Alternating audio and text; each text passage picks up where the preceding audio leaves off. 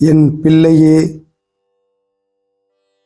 இந்த மாதிரி நேரங்களில் பொறுமைதான் உன்னுடைய ஆயுதமாக இருக்க வேண்டும். நிதானமாகத்தான் முடிவு எடுக்க வேண்டும். கொஞ்சம் பின்வாங்குவது தோல்வி அல்ல, உன்னை புதுப்பிக்க நீ எடுத்துக்கொள்ளும் நேரமே அது.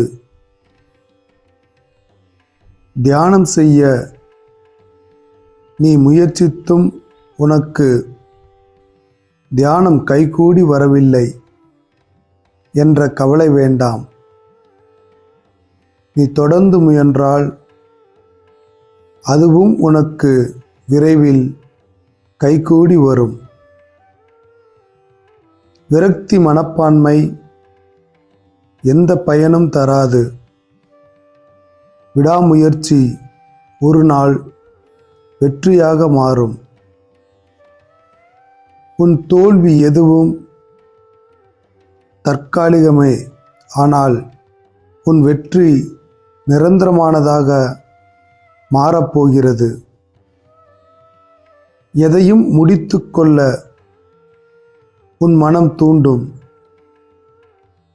ஆனால் இந்த வருடத்தில் பொறுமைதான் உனக்கு மிக முக்கியமான பாடம்.